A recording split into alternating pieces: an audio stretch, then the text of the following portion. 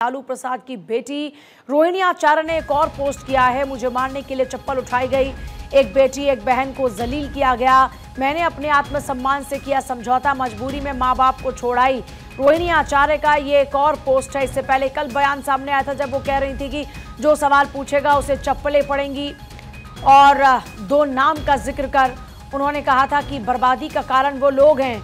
कल एक बेटी एक बहन शादीशुदा महिला एक मां को जलील किया गया, गंदी गालियां दी गई, मारने के लिए चप्पल उठाया गया। मैंने अपने आत्मसम्मान के साथ समझौता नहीं किया, सच का समर्पण नहीं किया और सिर्फ इस वजह से मुझे बेइज्जती इतनी सहनी पड़ी। कल एक बेटी मजबूरी में रोते हुए अपने माँ बाप बहनों को छोड़ाई, मुझसे मेरा मायका छुड़वाया गया, मुझे अनाथ बना दिया गया। आप सब मेरे रास्ते कभी ना चलें, किसी घर में रोहिणी जैसी बेटी बहन पैदा ना हो, ये बात उनकी ओर से कही जा रही है।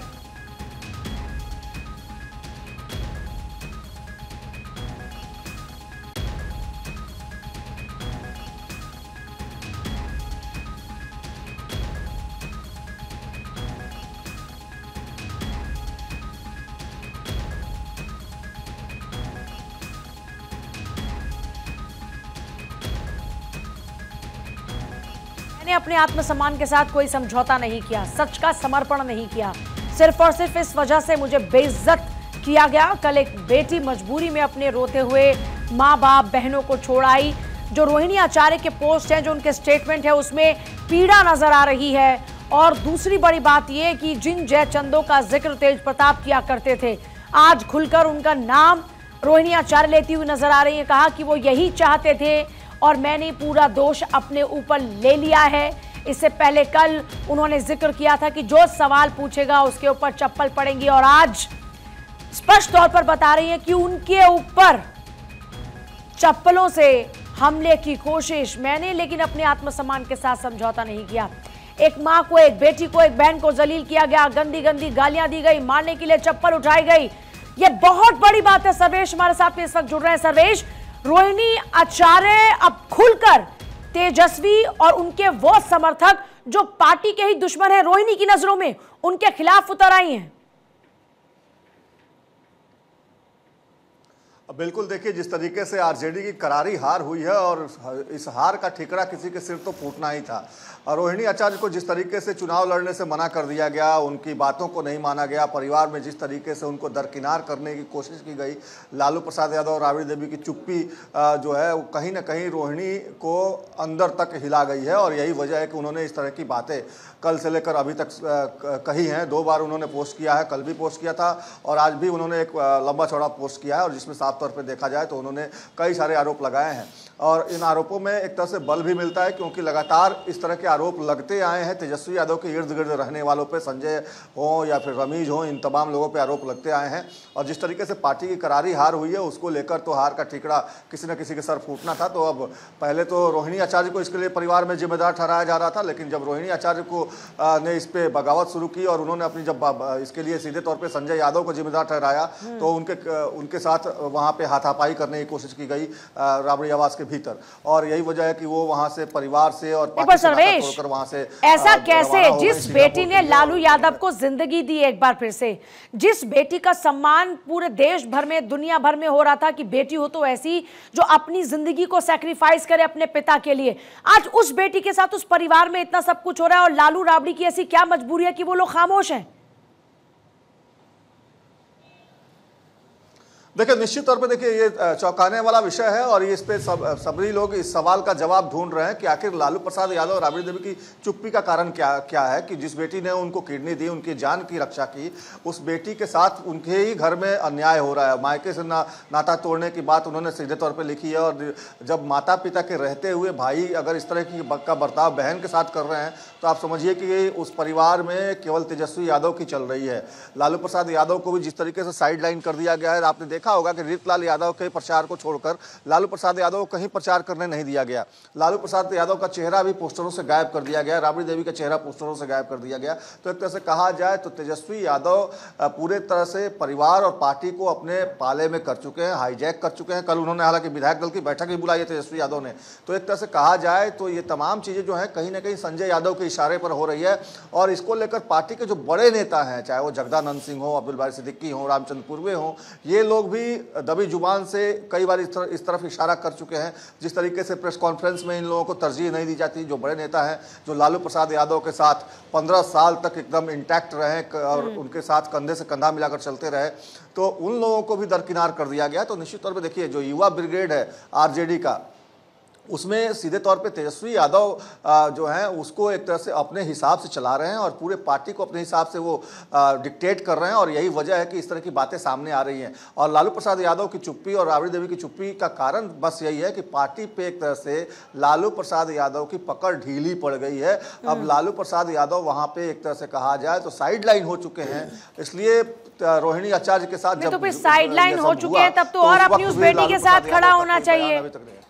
सर्वेश, अगर देखा जाए, आरजेडी को देखा जाए तो एक कैडर तो ऐसा है ना जो लालू के साथ खड़ा हुआ है और हमेशा रहेगा, जो लालू के कारण आरजेडी में है।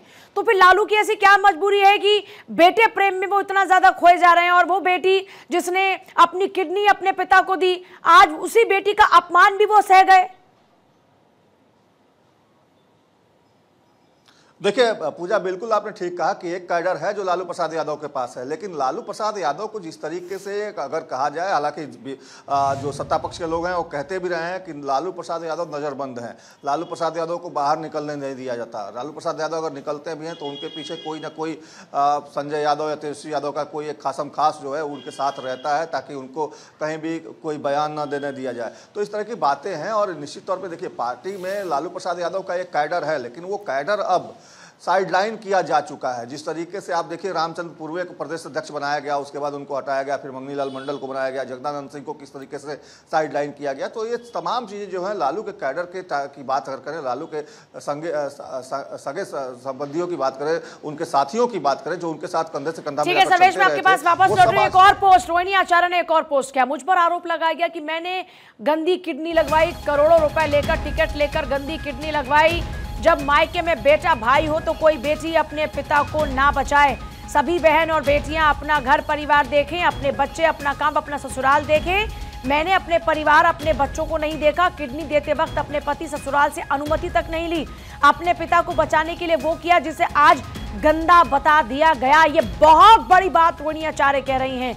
रोहिणी आचार्य ने एक और पोस्ट कर कहा कि मुझ पर यह आरोप लगाया गया कि मैंने गंदी किडनी लगवाई, करोड़ों रुपए लेकर टिकट लेकर गंदी किडनी लगवाई।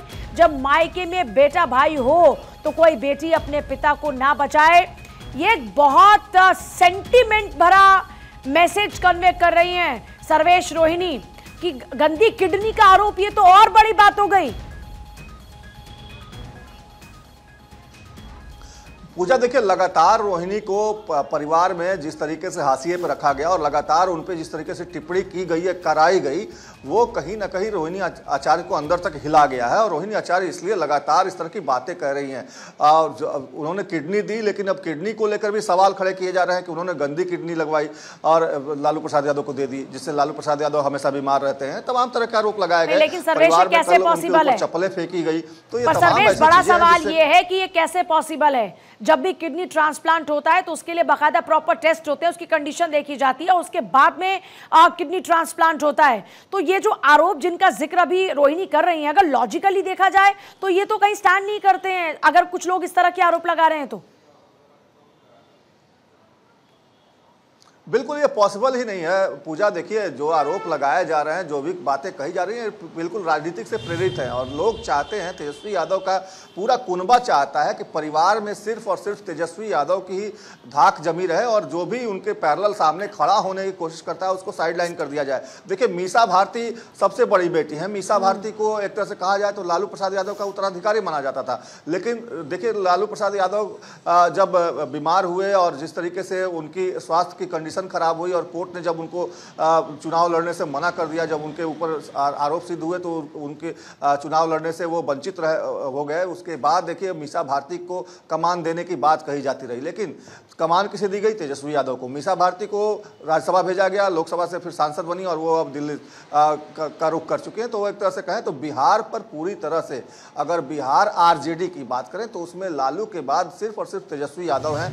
जिस तरीके से एक एक करके सबको साइड लाइन किया जा रहा है, है, चाहे वो मीसा भारती हो, तेज प्रताप यादव हो, रोहिणी आचार्य हो। रोहिणी आचार्य देखिए चुनाव भी लड़ी थी छपरा लोकसभा का, और उस वक्त जब वो चुनाव लड़ी थी तो राजीव प्रताप रूडी को उन्होंने कड़ी टक्कर भी दी थी। और माना जाता है कि रोहिणी आचार्य का लालू प्रसाद यादव, क्योंकि छपरा से लगातार जीतते आए थे, लोकसभा चुनाव वो वहीं से लड़ते थे, तो रोहिणी आचार्य को भी एक तरह से उत्तराधिकारी के तौर पर देखा जाने लगा था। लेकिन जैसे ही तेजस्वी के कुनबे को ये बात पता चली कि रोहिणी आचार्य पार्टी पे अपनी पकड़ बनाना चाहती हैं, तो उनको इस बार विधानसभा चुनाव लड़ने से मना कर दिया गया। उनके जो कुछ समर्थक थे जो वहाँ से छपरा इलाके से चुनाव लड़ना चाहते थे, उनको साइड लाइन कर दिया गया। तो एक तरह से कहा जाए तो पार्टी पे पूरी पकड़ तेजस्वी यादव बना चुके हैं, और उनकी बातों के आगे अब लालू प्रसाद यादव की भी नहीं चलती। जो तेजस्वी यादव और संजय यादव के कहे अनुसार करते हैं, वही फैसला जो होता है वो एक तरह से कहा जाए तो पत्थर की लकीर मान ली जाती है। पूजा, सर्वेश आपके पास वापस लौटेंगे।